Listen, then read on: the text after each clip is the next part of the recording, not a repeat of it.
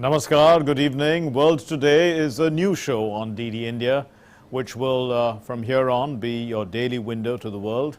My name is Mark Lynn, and on the show this evening, the Defense Minister's statement on restoration of the status quo ante in Ladakh and also respect for the LAC. And an update on the growing protests in Myanmar against the military coup. We've got much more over the next 1 hour, but let's begin with our headlines. Indian and Chinese forces have agreed to disengage in north and south banks of Pongang Lake, and this is in Ladakh. The Defence Minister Rajnath Singh tells Parliament. He also says that some outstanding issues will be the focus of further discussions with the Chinese side.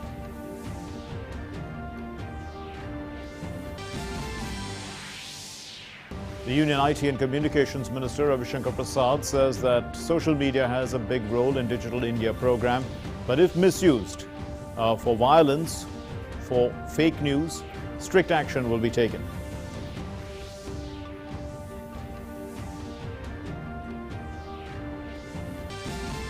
The United States imposes new sanctions on those responsible for the February 1 military coup in Myanmar, and also announces the freezing of $1 billion of funds to the Myanmar government. And also the US President Joe Biden has said that the first round of targets will be identified this week. The US Senate's impeachment trial continues, releases graphic footage of the attack on the US Capitol on January 6th. The video shows Romney, Pence fleeing as the Capitol is under attack.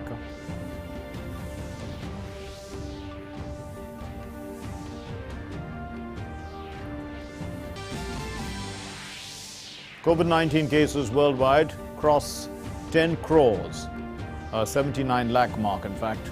The total recoveries stand at above 7 crore 99 lakhs. And the virus has now claimed over 23 lakh 67,000 lives globally. The US continues to remain the worst affected. So let's begin with the big news.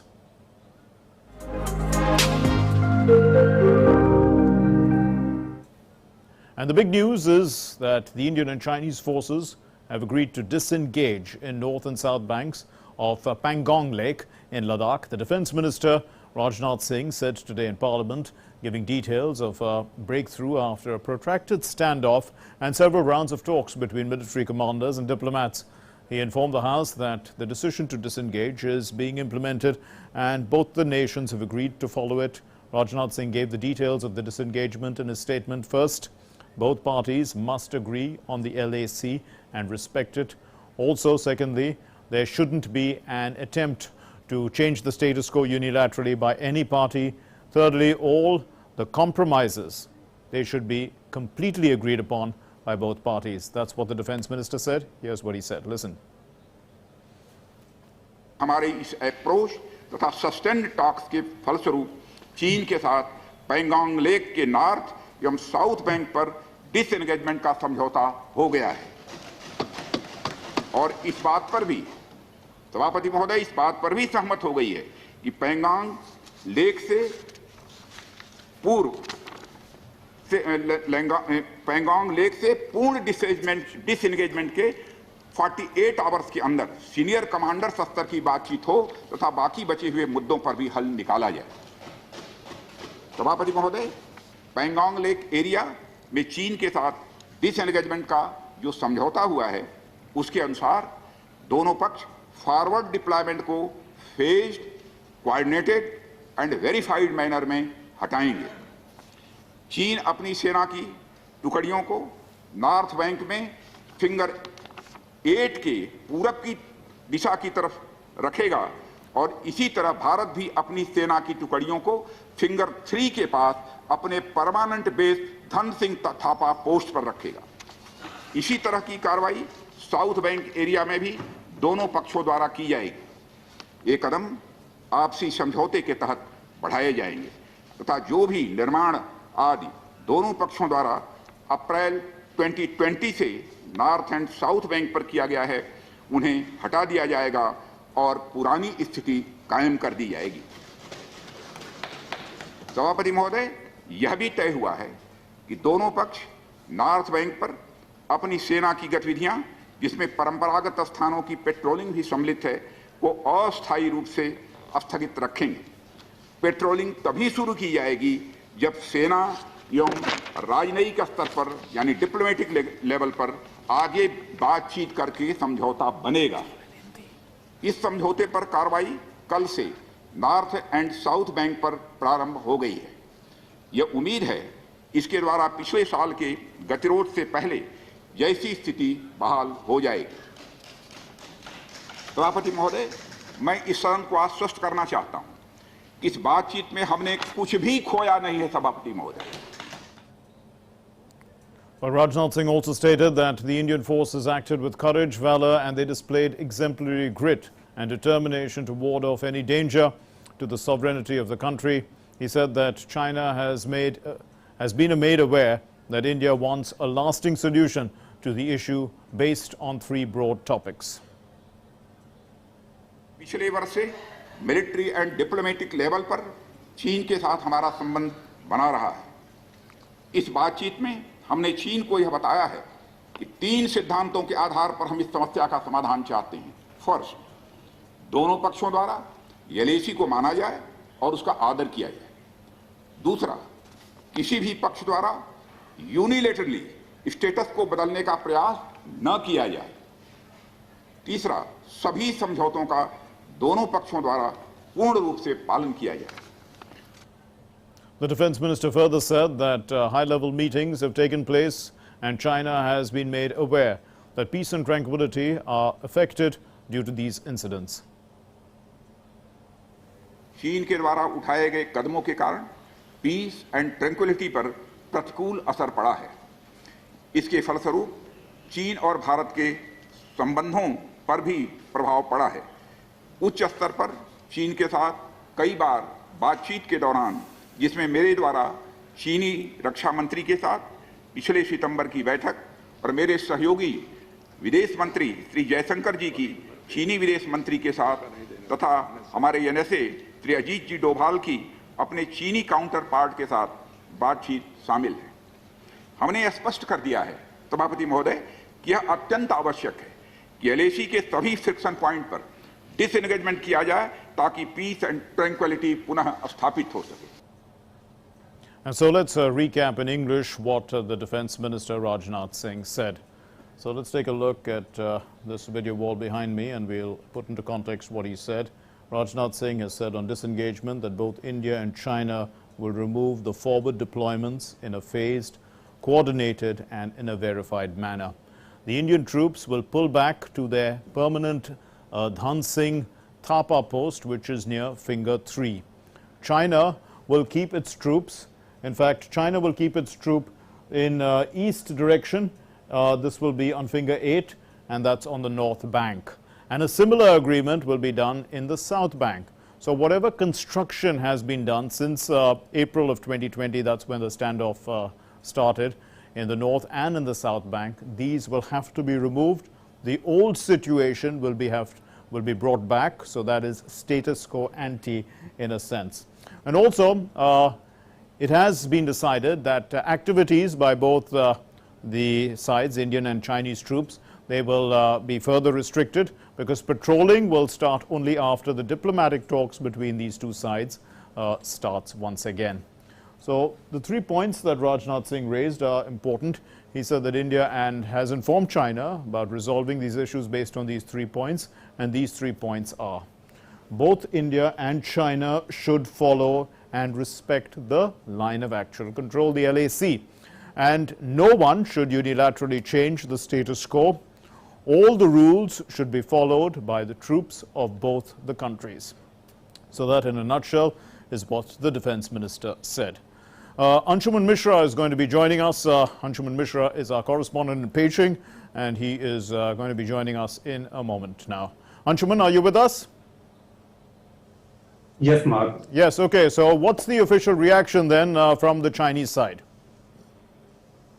Mark, Chinese Defense Ministry yesterday issued a very brief statement, and if I say the timing of the statement, it was late in the evening, and when most of the foreign media and the local media also had gone after the foreign ministry regular briefing. So it was a sort of a little downplayed and at a little odd time, but yeah, it was a very brief statement which said that the disengagement process has been agreed upon and it has begun today. Later, Foreign Ministry also issued a very brief statement, but not as a separate statement. They made it a part of their regular daily briefing transcript, which was also a little difficult to notice. But yes, it came out in media a little later. So both foreign and defense ministries have responded, and they have referred to both foreign ministers' meeting as well as the 9th round of military commanders meet. Okay. But I would say that the timing of the agreement by the China matters because the Chinese New Year, Lunar New Year is around the corner, and it's definitely a positive signal for both the countries, Mark. Indeed, so the Chinese New Year is around the corner, and that is a good sign. But does this now set the stage for broader engagement? And if that does happen, what form will that engagement take? Mark, even if it's a positive sign, I would say that the current agreement is only for the Pangong Tso Lake area. And when the disengagement process completes, then it will be reviewed by the top military commanders within 48 hours upon completion of the disengagement. Then it has to be done for, it has to be implemented for other areas. And it's only a disengagement for the frontline troops. If we talk about the larger picture, which is de-escalation between both the countries, which Raksha Mantri also mentioned that it should be substantially moving towards the position which was maintained last year around April or May. So basically, when the status quo, we talk about the status quo, it's still a little far from the site, and it should be the final aim for both the countries. So it is yet to be seen how the first level of disengagement happens, which is the initial step and the most important and crucial step, Mark. Indeed, but are the Chinese willing to increase the frequency of their talks to avoid misunderstandings? Mark, I believe both the sides know and they understand the importance of the talks, and China also here during their foreign minister briefings have been maintaining that they want the talk with India for maintaining the peace and tranquility. But as the Raksha Mantri said, the 3 conditions has to be followed, and China has to show the sincerity in its attitude and approach for the disengagement and for the talks. And if we see that we have already made 9 rounds of military commander level talks and various rounds of WNCC, which includes both diplomats and other officials. So yes, they are willing to take forward the talks, and I believe the issues have been ironed out. So I hope that the further talks should proceed smoothly, Mark. And also, India and China both understand that in the current situation, which we should say that the post-COVID situation, in this, the ties have taken a new shape, the diplomacy has taken a new shape. And around the globe, if you see, I mean, the big part, the middle part, and everything has changed. So everybody has to settle in a new kind of arrangement and new reality. Like our foreign minister also has said that the diplomacy has been reinvented in this era. So yes, in different sort of avenues, for example, economic ties, which have taken a little bit of hit between India and China, and which are mostly in favor of China. So that also must be considered in all these in this picture, Mark. Absolutely, thanks very much, Anshuman Mishra, for joining us with those inputs. And we are also joined now by the former ambassador, Vishnu Prakash, former senior diplomat, to put this into context for us. Mr. Vishnu Prakash, how would you look at the statement made by the defense minister today? Would you see this, Anshuman Mishra, our correspondent in Beijing, was saying there are new realities now post-COVID. The world, the geopolitics has changed.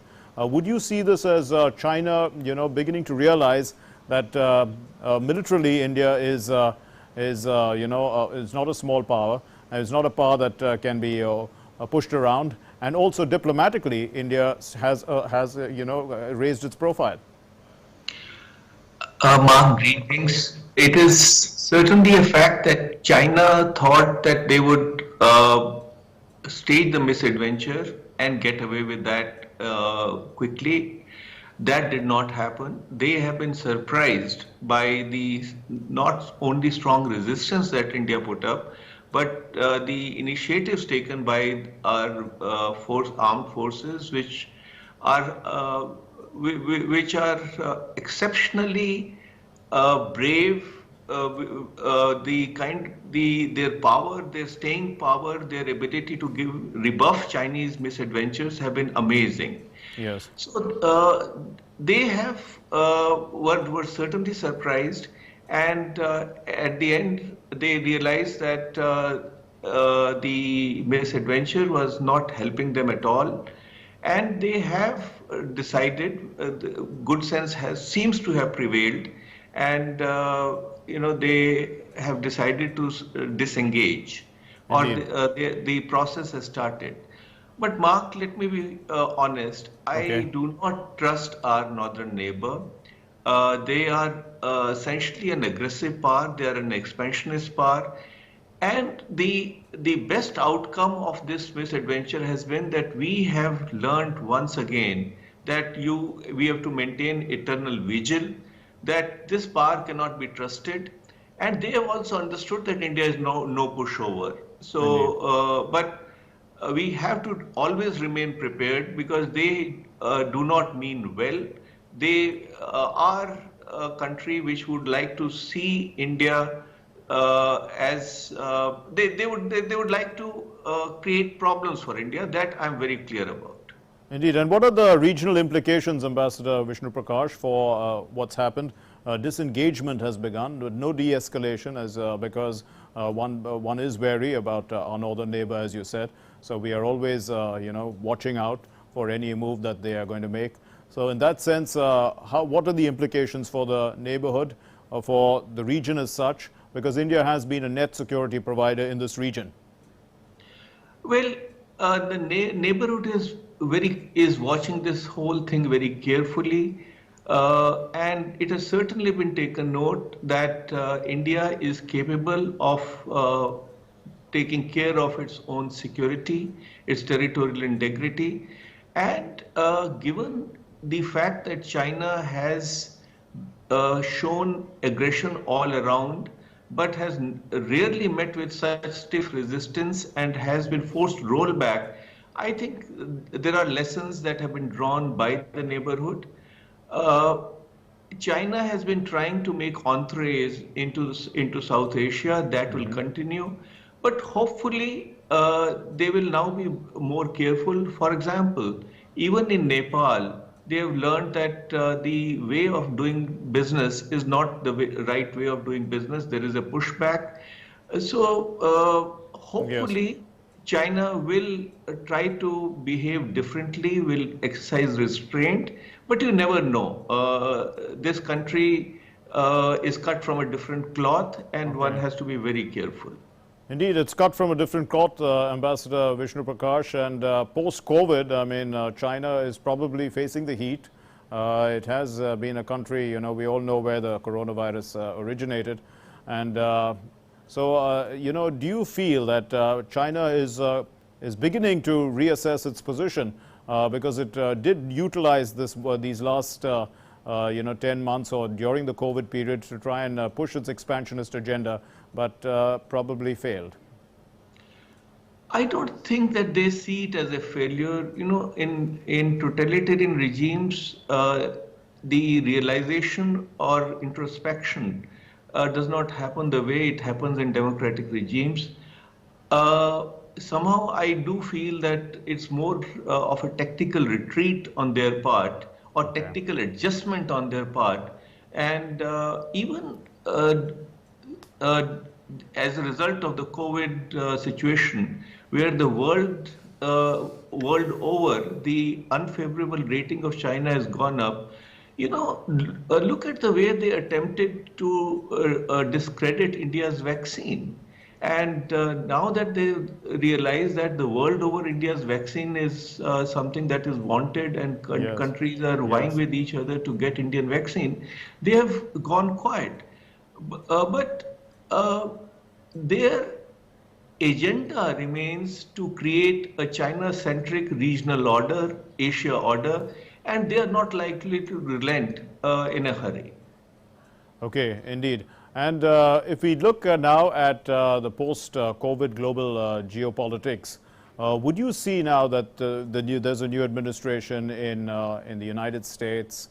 There is readjustment that's taking place globally, and India now with its emerging out of COVID very positively with the response to our vaccines, also during COVID, ready to supply medications, the manner in which we handled COVID, also facing this tension, this standoff with China, and reinforcing our armed forces.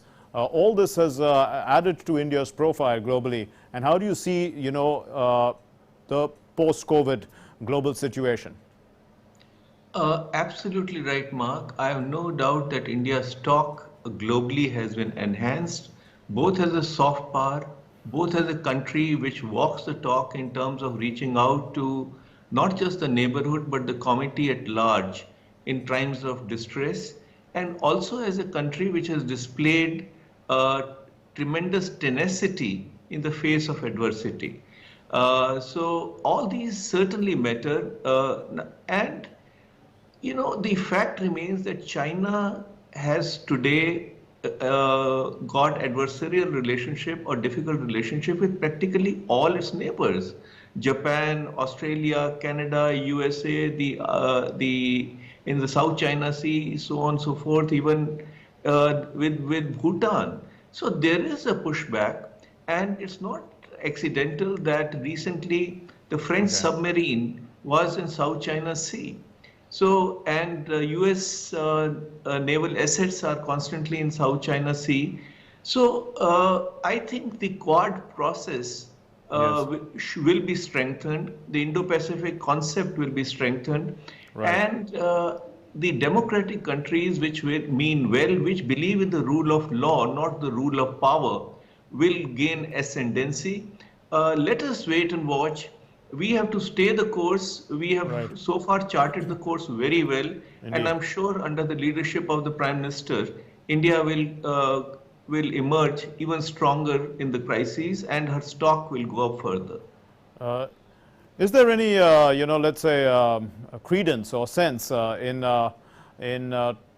talking more to China? Because it was because of the lack of communication that perhaps, some sort of misunderstanding arose as to what the situation is, even though, we've had so many levels of dialogue. Would you say now at this time, I mean, because there is this disengagement that's begun, we need to talk much more and, reach that situation where we can go to status quo ante and then take it forward from there? Mark, I believe that communication was not a challenge. We have, for example, right from the summit level to different levels in the armed forces as well as in the diplomatic sphere, we have been talking to China. Prime Minister Modi had met Xi Jinping 18 times. Yes, he had two informal meetings. Right. And even on the 1st of April 2020, we had received a very warm message on India from China. Now, this was but a facade, and what they were intending to do was different.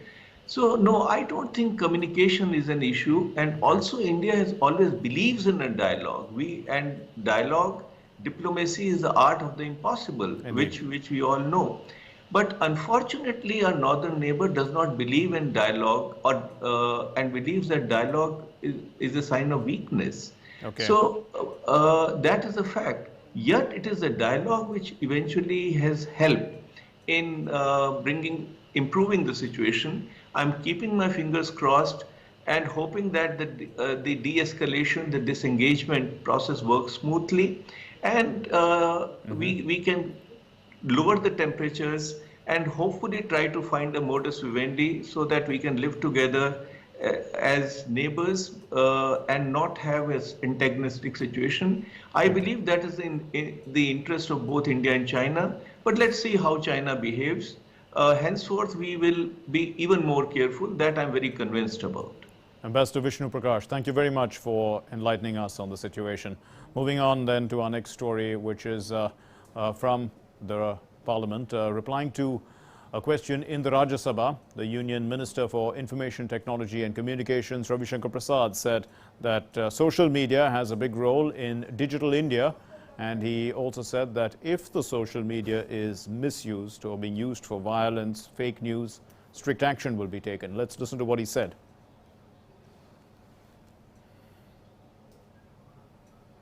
Social media का दुरुपयोग अगर हिंसा, fake news, वैमनस्य बढ़ाने के लिए किया जाएगा तो कार्रवाई होगी, ये हम बहुत विनम्रता से कहना चाहते हैं। सर, दूसरी बात, अगर सोशल मीडिया का दुरुपयोग करके कोई चुनाव को भ्रष्टाचार से प्रभावित करने की कोशिश करेगा तो सख्त कार्रवाई की जाएगी, ये भी हम कहना चाहते हैं।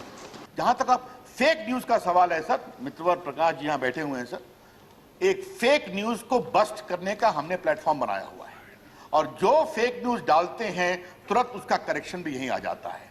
तो आज इस सदन के पटल से, चाहे वो ट्विटर हो, चाहे वो फेसबुक हो, चाहे वो लिंक्डइन हो या कोई हो या व्हाट्सएप हो, मैं विनम्रता से आग्रह करूंगा, भारत में आप काम करिए, आपके करोड़ों फॉलोअर हैं, हम उसका सम्मान करते हैं, पैसे भी कमाइए, लेकिन भारत के संविधान को आपको पालन करना होगा। And he further said that the government has made it clear that if double standards are adopted by microblogging sites and social media platforms, then the government will be forced to take action. And he said that such platforms will not be allowed to spread hatred. That's for sure. Washington के Capitol Hill पर जब रैंसैकिंग होती है, police को कार्रवाई करना पड़ता है, तो कुछ ये माइक्रो ब्लॉगिंग कंपनियां उसके साथ खड़ी हो जाती हैं, और जब यहां पर लाल किले पर हमला होता है जो भारत की गरिमा का प्रतीक है तो उसके विरोध में खड़ी हो जाती है। ये डबल स्टैंडर्ड नहीं चलेगा, ये सारी कंपनियां जान लें। Well, rescue operations are underway in full swing in Uttarakhand. The DGP of Uttarakhand, Ashok Kumar, said that drilling of a tunnel to remove the debris has been suspended temporarily. He added that the DNA samples of the recovered bodies are being preserved, and of 34 bodies recovered, 10 have been identified thus far.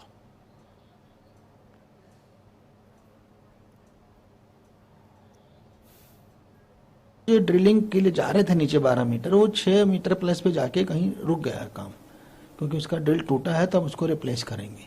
और तब फिर हम इसको जो आगे जो पहले से टनल को खोल रहे थे, बड़ी टनल को, उसको खोलने का का जो काम है वो जारी रखें। 34 में से 10 आइडेंटिफाई हुई हैं, बाकी भी सभी परिवारजनों से हमारे जो ऑफिसर्स हैं, डीआईजी लॉ एंड ऑर्डर हैं, हमारे एसपी रुद्रप्रयाग हैं, चमोली हैं, उनके जो व्हाट्सएप नंबर पे डेड बॉडीज शेयर की जा रही है, उनकी फोटोज, उसी के माध्यम से पहचान होती जा रही है।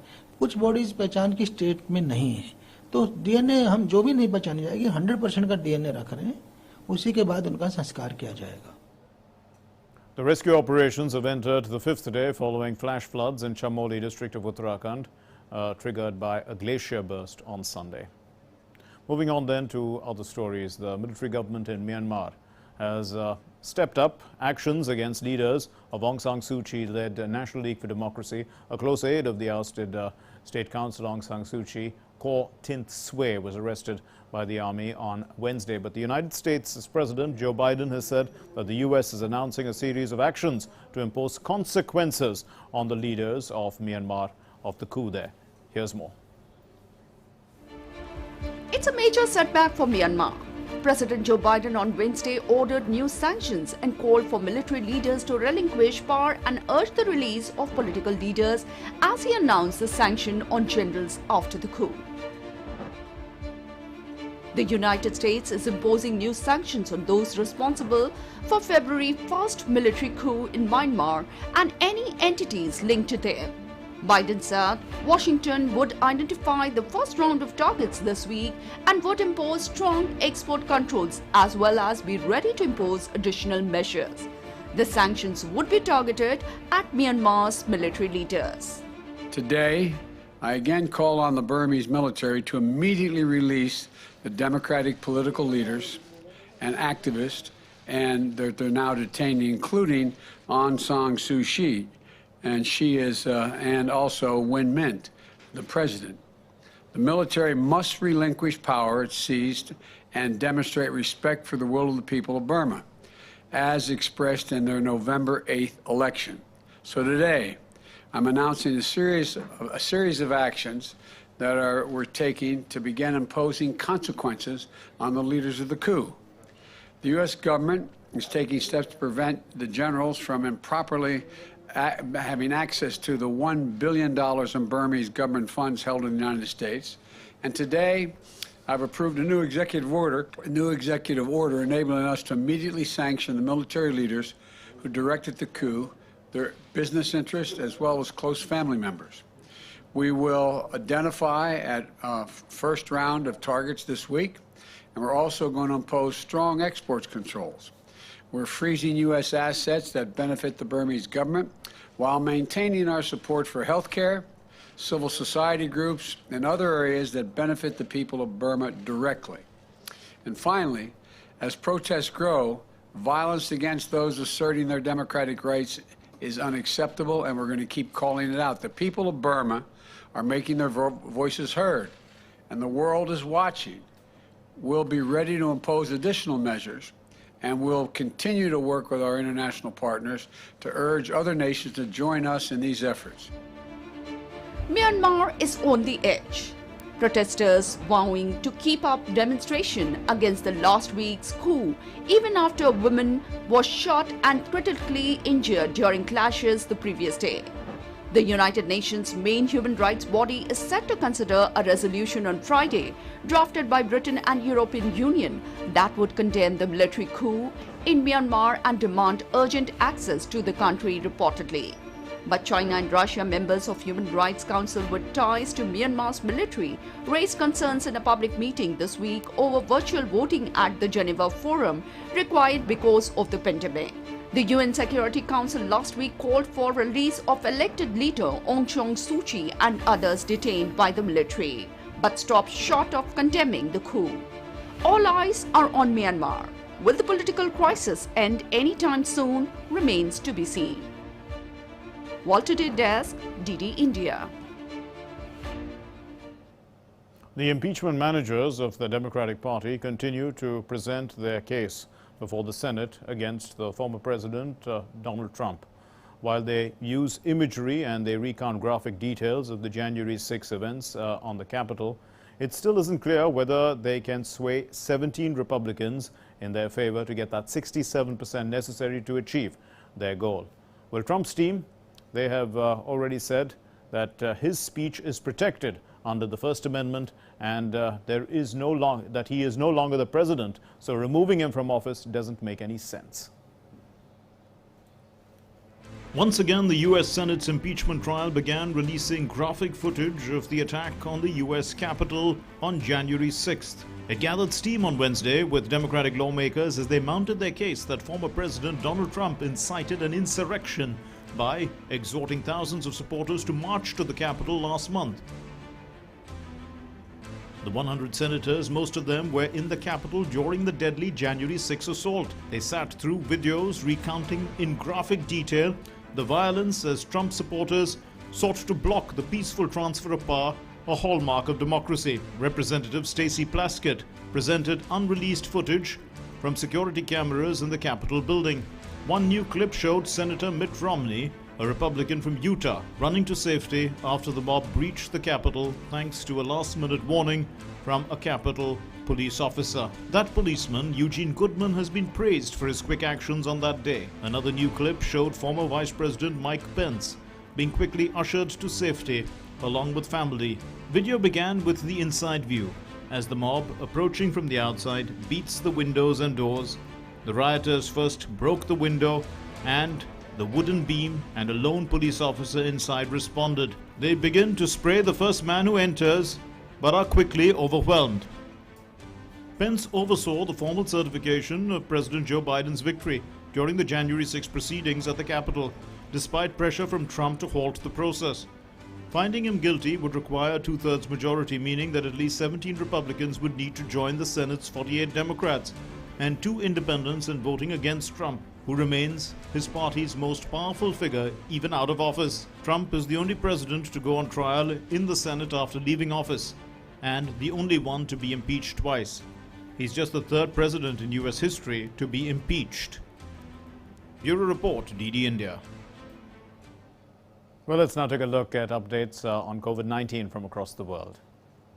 So the tally of COVID-19 cases worldwide has crossed 10 crore 79 lakh, while the total recoveries stand at above 7 crore 99 lakhs, and COVID-19 has claimed over 23 lakh 67,000 lives globally. The US is the worst affected country by COVID, where more than 2 crore 78 lakh people have 2 lakhs. In fact, the US has lost over 4 lakh 83,000 lives due to COVID-19, and they've trailed Brazil, which has seen fatalities crossing 2 lakh 34,000.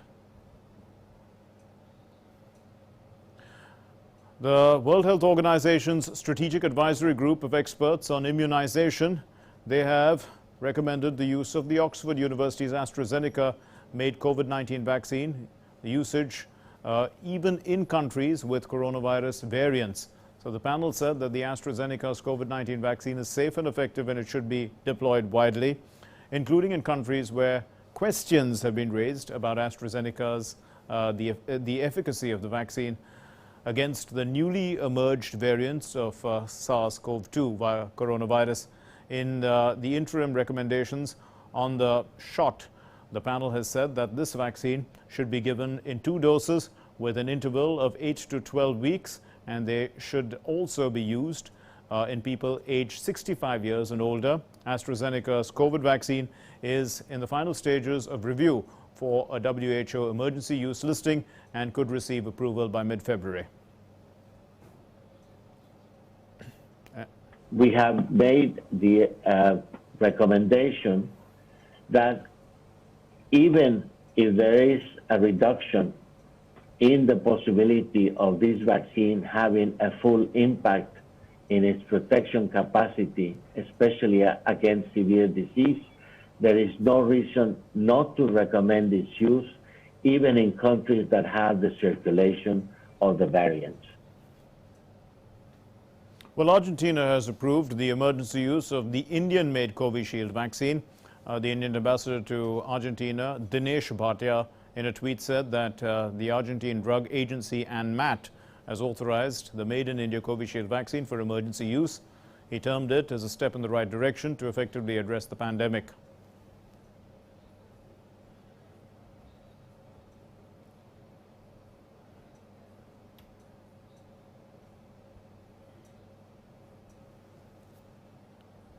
Meanwhile, the UK Prime Minister, Boris Johnson, has welcomed the World Health Organization's recommendation for the Oxford AstraZeneca coronavirus vaccine for use globally, even in countries with COVID-19 variants.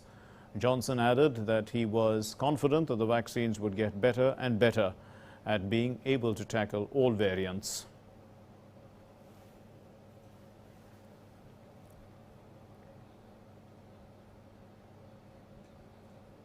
And let me stress that these vaccines are safe and effective. And it was good to see the World Health Organization today confirm its support for the Oxford AstraZeneca vaccine for use in everyone over the age of 18 and obviously everyone over 65. And also supporting the 12-week interval between the 2 doses. Indeed, they say the longer interval provides greater protection.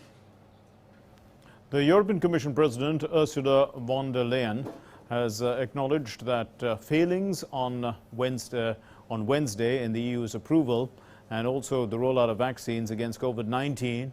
She said that the bloc had learned lessons in the process. However, von der Leyen has defended the Commission's oversight of vaccine orders, saying that it would have been unfair for the EU single market if just a few large member states had guaranteed doses.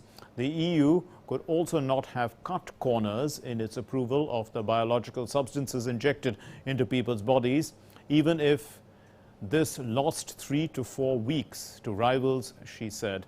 And her comments, in fact, came after the EU executive faced criticism of the slow rollout of the vaccines and a plan to curb exports that initially sought to set up a hard border on the island of Ireland, causing an outcry in London and in Dublin.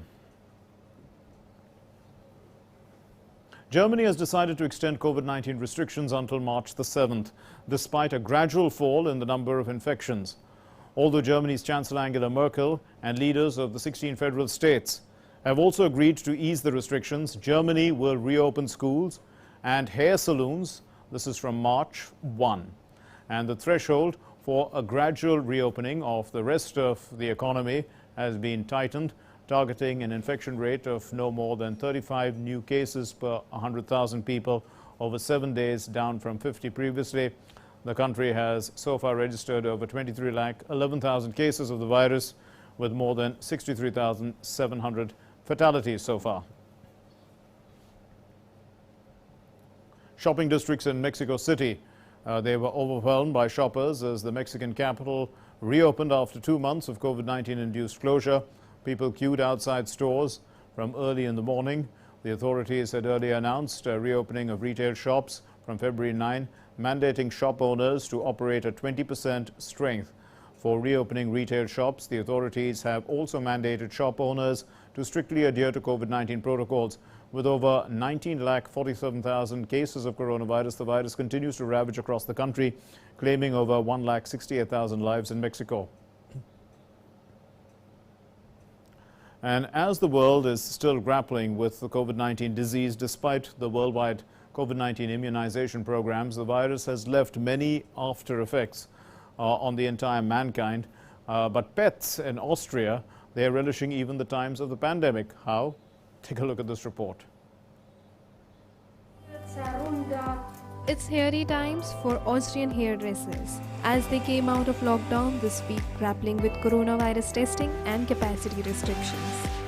Humans confined in their homes have been facing hard time to cope up, but the city's dogs are getting pampered touch even in this time of pandemic. 6-year-old dog Archie was the first to get full salon treatment.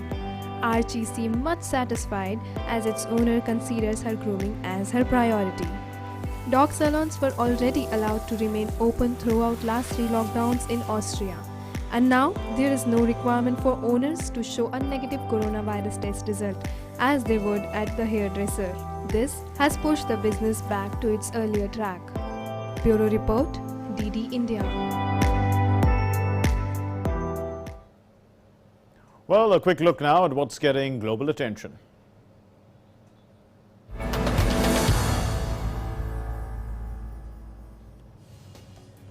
Mexican President Andrés Manuel López Obrador opened the first phase of the Mexican capital's new commercial airport at a military base. The Mexican president toured facilities at the Santa Lucia military air base in Mexico City.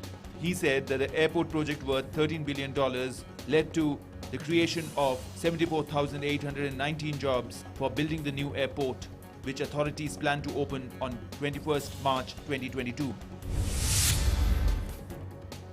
Human Rights Watch, world's top human rights advocacy body, has advised Colombia to take more steps to stop killing of activists. The UN body has advised government to stamp out armed forces and guarantee that criminals face justice.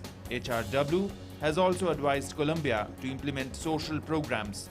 According to the United Nations, over 400 activists and community leaders have been murdered in Colombia since 2016, making the country one of the most dangerous in the world for rights defenders. Yulia Navalnaya, the wife of jailed Kremlin critic Alexei Navalny, has flown to Germany from Russia. The Interfax news agency has reported, citing a source. Navalny was flown to Germany last summer after being poisoned in Siberia with what many Western countries say was a military-grade nerve agent. The Kremlin has questioned whether he was really poisoned. Yulia joined thousands of protesters across Russia, marching to call for her husband's release. Opposition politician's wife was detained and fined for taking part in unsanctioned protests. In Haiti, police clashed with rock-hurling protesters in the capital Port-au-Prince amid street demonstrations against President Jovenel Moïse. Police fired tear gas and shot in the air in an attempt to disperse pockets of protesters who pelted stones at the officials. The protests began after Moïse's government retired 3 Supreme Court judges earmarked as his potential replacements. The latest political tumult in the volatile island nation comes amid a crippling economic crisis when the opposition is demanding Moïse's immediate resignation. A British man jailed for his role in the death of an Indonesian policeman in 2016 on a beach in Bali was released after serving his sentence. 38-year-old David Taylor was jailed in March 2017 together with his Australian girlfriend Sarah Connor over the death of traffic policeman Vayan Sudarsa, whose body was found on the island's popular Kuta beach with neck and head wounds. World Today Desk, DD India.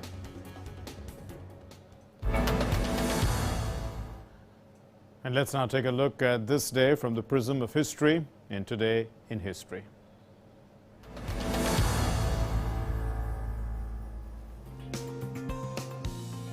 Around 102 years ago, it was on this day when the German Republic got its first leader as Friedrich Ebert in 1919. He was a leader known for bringing about the constitution of the Weimar Republic, which attempted to unite Germany after its defeat in World War I.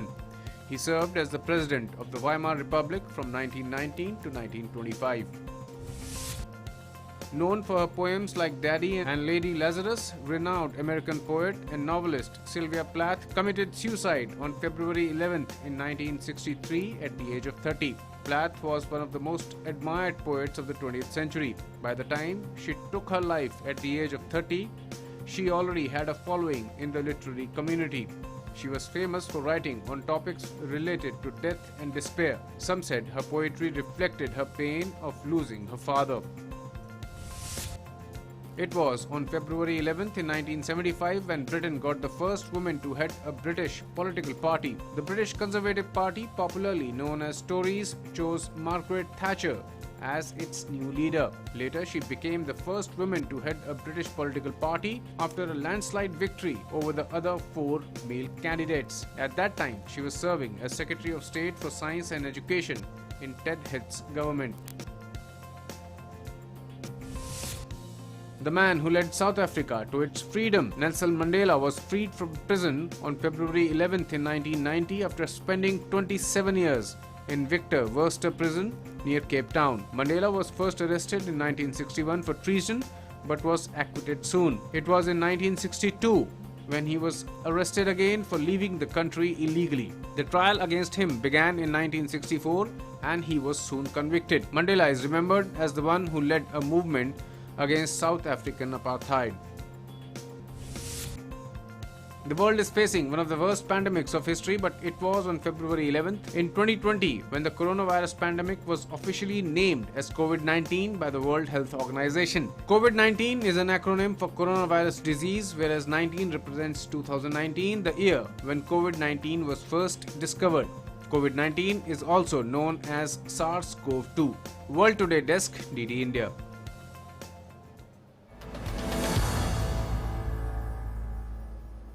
Time now for Beyond the Headlines, the segment in which we showcase offbeat, funny, odd news stories from around the world.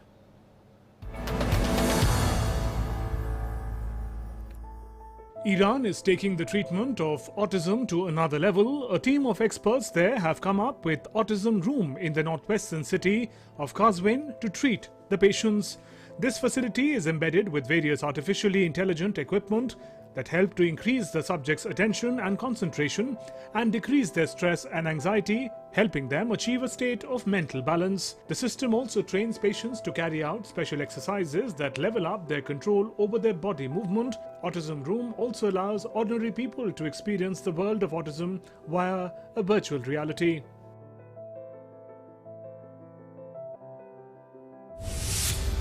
Southern German city of Ulm is currently testing a prototype sleep pod for the homeless, a wooden construction that resembles a birdhouse or a coffin, which its makers call Nest. The mobile home with a solar panel on its roof to power lights and myriad of technical gadgets is just big enough to fit one person. The unique sleep pod unlocks automatically in the evening and during current sub-zero temperatures, offers protection against the cold. The sleep pod contains detectors to monitor motion as well as the temperature and humidity inside. Via an app, it is possible to determine whether it's occupied. Snow blankets number of Europe's capital cities, including London, Berlin, Edinburgh and Brussels, and even hits the French region of Brittany as Storm Darcy continues to lower the temperatures in Europe. As a result, cities turn into winter wonderland. Amid this, people in European capitals, unwary of the stormy conditions, are coming out of their homes to enjoy cool weather. People rushed outdoors to enjoy sledging and playing in the snow in Dutch and German cities, while in Britain, park goers and travel enthusiasts are coming out to see frozen mountains. Winter storms and snowfall aren't just celebrated by humans, as these panda siblings encounter their first snow at the Belgian zoo, while freezing weather swept parts of northern Europe. Amid few failed attempts at crawling and rolling under the snow blanket, the sibling duo spotted enjoying the winter chills with their mother Hao Hao, who is already an expert at it. The panda twin were born at Paradisa Zoo in August 2019. Native to cold habitat, they are most active during winter season. As the flakes were falling, panda cubs had the most fun rolling, sliding and playing with their first snow. It's a rare spectacle. A wave of snow and freezing temperatures set a unique scene at the Mont Saint-Michel in Normandy. Immaculate white coat surrounding the tidal rocky islet amidst vast sandbanks of France's northwest coast attracted walkers and photographers despite the icy winds. French forecaster Météo France had issued a warning for snow and icy roads in a large part of north of France. The Mont Saint-Michel's restaurants are currently closed due to the COVID pandemic. The tower of UniCredit SPA, a landmark building in Italian city of Milan, was lighted to celebrate the Chinese Lunar New Year for the fourth consecutive year. 230-meter high tower, the largest Italian bank, was dyed red, representative color of the Lunar New Year in China. As an important symbol of the Chinese culture, Lunar New Year has had a rising influence among Italian people. For 4 years in a row, such an activity has been held on the tower to celebrate the festival. US Ambassador to Vietnam has released a rap record to bring in the Lunar New Year. Dan Crittenbrink, who served as ambassador for over 3 years, starred alongside Vietnamese rapper Wowie in a music video where they roamed the streets of Hanoi and Ho Chi Minh City. The video, released by the US Embassy to Vietnam's Facebook page, has been viewed and shared thousands of times. The Lunar New Year, Tet holiday, is considered the biggest celebration of the year in Vietnamese culture and will take place on February 12, 2021. Beer in plastic bottles has become popular among people who stay at home under a state of emergency declaration in Tokyo and other prefectures. A restaurant named Maverick's Beer Station in Saitama Prefecture, north of Tokyo, has begun selling the bottled beer for taking out, and establishments are being asked to stop serving alcohol at 7 p.m. and close an hour later. Restaurant has sold more than 10,000 bottles in about 2 months since it started offering this type of container. Customers say the beer is almost the same as what is served at the restaurant. A group of kayakers in Australia are on a mission to clean Sydney's famous harbour. With a paddle, bucket, sieve and a picker stick, Sydney by Kayak offers guided paddles with the sole objective of removing rubbish from the harbour. Kayak's founder Laura Stone began the clean-up kayak tour several years ago after routinely noticing the amount of rubbish in Sydney harbour on other group tours and kayak lessons her organisation operates. According to UN Environment Programme, 8 million tons of plastic enters the ocean around the world every year, impacting marine wildlife and clogging waterways. In Argentina, 2 rare jaguar cubs were born to a wild jaguar father and a mother who had lived all her life in captivity. The northern province of Chaco and conservation group Rewilding Argentina have said the cubs were born to Tania and Caramta, whose name means the one who cannot be destroyed in the regional Com language. The 2 cubs were born in the early hours of January 30th, will be raised at Impenetrable Park until they are ready to be released to their natural habitat. World Today Desk, DD India. And with that, we conclude World Today for today, your window to the world. Thanks very much for watching. Namaskar.